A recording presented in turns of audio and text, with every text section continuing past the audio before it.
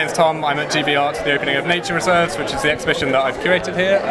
Having a lovely time. People seem to be enjoying themselves. So yeah, carry on.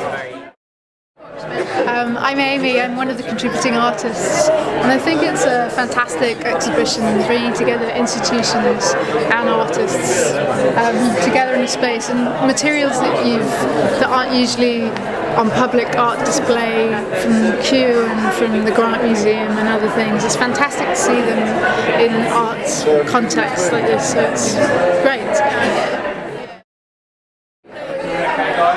Hi, we're at GB Art and we're just discussing kombuchas and having a really good time. Yes, and I've never met Hestia. We've never met 5 minutes ago. We just met over this kombucha.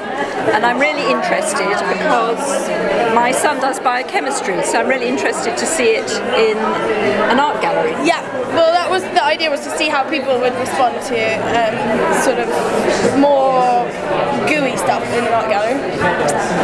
Yeah, okay. I don't know what to say now.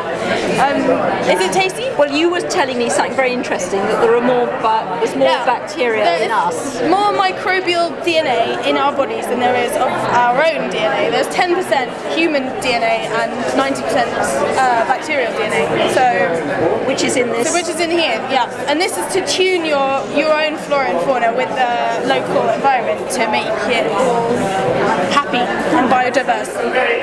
Yeah.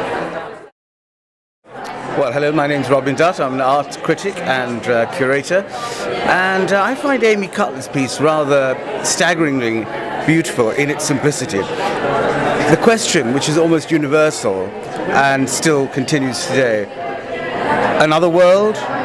I'll tell you when I return, or I'll return, and it's a reflexive question, I suppose, or the answer and the question itself can be interchanged.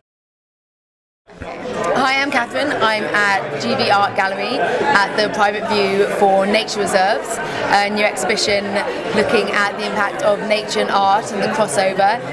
And it's brilliant, it's amazing, it's incredibly interesting but also full of beauty and really surprising things. For example, I'm a scientist and an actress, so it's really nice to see this crossover and how nature can feed into art and beauty and the human interpretation of it.